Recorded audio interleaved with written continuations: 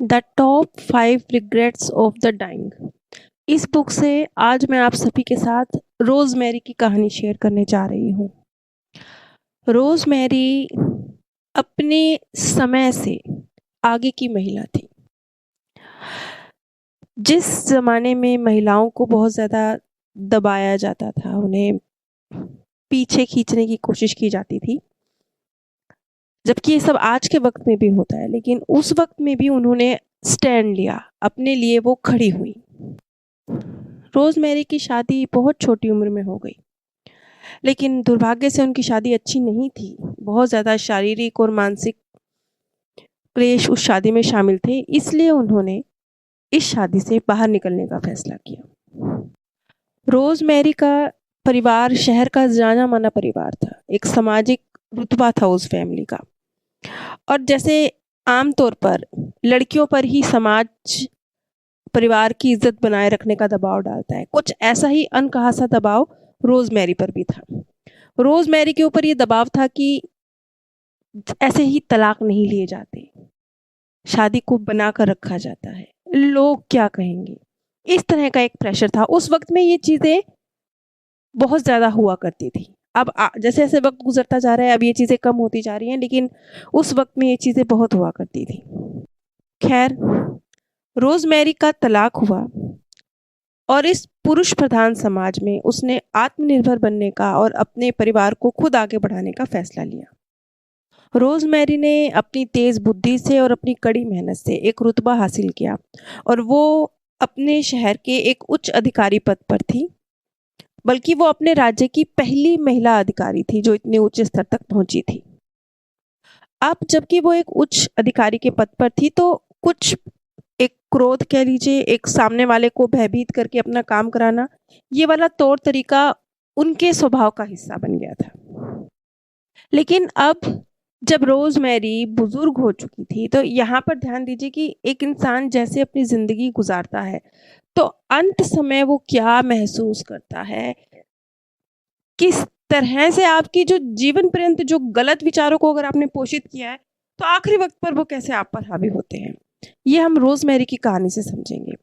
तो रोज़मेरी ने अंदर ही अंदर एक गिल्ट को भी अपने अंदर दबा के रखा हुआ था। वो गिल्ट ये कि मैं अपने परिवार की, समाज में अपमान की वजह बनी। क्यों? क्योंकि मैंने तलाक लिया।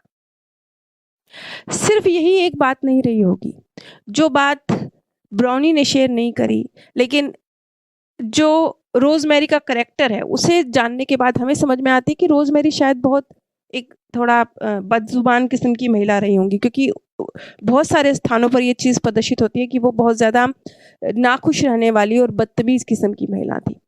तो वो जो चीज़ उनके अंदर रही होगी, उसने उनके रिश्तों को, पारिवारिक रिश्तों को खराब किया होगा।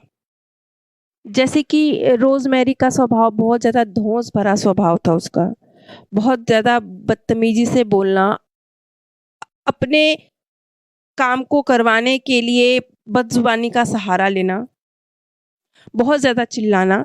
अब ये जो करैक्टर स्केच है रोज़मेरी का, इस तरह के जो लोग होते हैं, एक तो वो बहुत ऊँचे पद पर रही, अधिकारी पद पर रही, एक गिल्ट अंदर रहा कि अपनी फैमिली की बेइज़्ज़ती मैंने करवाई, कुछ अपनी ज़बान की वजह से अपने रिश्तों को खोया, कुछ जो लोग हर वक़्त बदतमीज़ से बोलते हैं, उन लोगों के चेहरे पर फिर मुस्कुराहट भी कम आती है, क्योंकि खुशी वाले पल भी उनकी यादों में कम ही होते हैं। और फिर प्रकृति का भी तो सीधा सरल सा रूल है, जो देंगे वो पाएँगे। तो कुछ यही हाल रोज़मेरी का भी था। तो जैसे कि ब्राउनी थी, वो हमेशा हँसती, मुस्कुराती, गुनगुनाती रहती थी। तो एक जगह पर रोज़मेरी कहती हैं, मुझे तुम्हारे हर वक़्त खुश रहने और गुनगुनाने से गुरेज़ है। ये बात उन्होंने बहुत दयनीय से ढंग से कही, जैसे मतलब खुद तड़प रही हों खुश रहने के लिए। फिर ब्राउनी कहती है, मैंने अपना काम पूरा किया, कपड़ों को अलमारी में रखा, दरवाज़ा बंद किया और मुड़कर मैंने उनकी तरफ आश्चर्य से देखा। इस पर रोज़मेरी कहती है, हाँ, ये सच है। तुम हमेशा गुनगुनाती रहती हो और हमेशा खुश रहती हो। मुझे लगता है काश तुम भी कभी दुखी होती। यहाँ पर आप रोज़मेरी का थिंकिंग प्रोसेस देख सकती हैं। उन्होंने ये नहीं कहा कि काश मैं भी तुम्हारी तरह खुश रहना सीख पाती। उन्होंने कहा काश तुम भी कभी दुखी होती। तो अगला सवाल उन्होंने ब्राउनी से किया, तुम खुश क्यों रहती हो? मेरा मतलब है सिर्फ आज की बात नहीं, वैसे आमतौर पर भी तुम खुश क्यों रहती हो? ब्राउनी ने यहाँ पर एक खूबसूरत बात बोली, क्योंकि उनका नज़रिया इतना, उन्होंने लोगों के साथ डील किया है, बुजुर्ग लोगों के साथ डील किया है, जिंदगी के मतलब एक ब्राउनी का अपना जीवन और उन्होंने अनेकों जीवनों के एक्सपीरियंस लोगों से लिए हैं। तो वो कहती हैं कि ये जो सवाल था ना, ये बहुत मर्म भेदी था। अच्छा, कोई और हो तो बुरा मान जाए कि ये क्या सवाल है, मेरी खुशी से क्यों जलती है ये महिला, कोई और हो तो वो ऐसे बोले, लेकिन ब्राउनी को उनकी आवाज़ में, उनकी बात में, उनके इस वाक्य में दर्द नज़र आया। उनके दिल का मर्म क्या है, वो क्या कहना चाह रही हैं, नज़र आया। एक इंसान जो चाहे अपने बिहेवियर की वजह से, चाहे अपने गलत थिंकिंग प्रोसेस की वजह से, चाहे ज़िंदगी की जो उथल-पुथल आई उसको सही से हैंडल ना कर पाने की वजह से, जो भी रीज़न रहा हो, अगर वो खुश नहीं रहता है तो जीवन के अंतिम वक़्त में वो ये सारी बातें रियलाइज़ करता है ज़्यादा डीपली, ज़्यादा गहराई से, कि ये मैंने क्या किया है? ये मेरे हाथ से क्या हुआ है? अरे वो किसी और की लाइफ़ के साथ नहीं हुआ है, उसके खुद की लाइफ़ के साथ हुआ है। जिस पर आपने क्रोध किया उसका तो पता नहीं, उस पर असर हुआ भी था कि नहीं हुआ था। और वो तो आपके दायरे में शायद घंटे, 2 घंटे, 3 घंटे के लिए था। वो फिर चला गया अपने दायरे में और वहाँ जाके शायद वो बहुत हैप्पी है। लेकिन आप, जिसने क्रोध करने का एक संस्कार इतना ज़्यादा डेवलप कर लिया कि बार-बार, बार-बार वो आप अलग-अलग लोगों के साथ रिपीट कर रहे हैं, और आप कितनी देर उस गुस्से के अंदर बैठे हैं जिसको आपने किया है। लगता ऐसा नहीं है, लगता ये है कि सामने वाले ने अपने दिल का गुबार निकाल लिया, खुद को हल्का कर लिया। लेकिन वो एक सीमा होती है, शब्दों की कहीं मर्यादा होती है, भाव, वो आपको क्रोध करने की ज़रूरत नहीं होती। आप अपने सीमित शब्दों में, बिना अपने पोस्चर को गलत किए, बिना अपनी आवाज़ को ऊँचा किए, आप ये बात बोल सकते हैं। लेकिन जब आप क्रोध करते हैं, तब आप सामने वाले तक तो अपना मैसेज सही तरीके से पहुँचा नहीं पाते, उल्टा खुद को ज़्यादा तकलीफ़ देते हैं। खैर, जब ब्राउनी से इस तरह की बातें रोज़मेरी ने कही तो उनका जवाब था, क्योंकि खुश रहना अपना चयन है रोज़मेरी, और मैं रोज़ाना इसी का प्रयास करती हूँ। कुछ दिन मैं ऐसा नहीं कर पाती। आपकी तरह मेरे जीवन में भी बहुत मुश्किलें रही हैं, लेकिन दूसरे मायनों में। अब मुश्किलें तो सबके जीवन में हैं, किसी के जीवन में कुछ और है, किसी के जीवन में कुछ और है।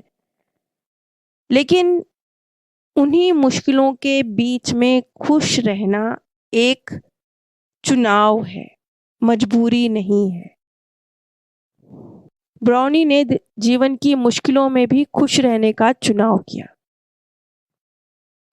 हमें पूरी आज़ादी है कि हम क्या चुनें, जिस पर हमें केंद्रित रहना है हम वो चुनें।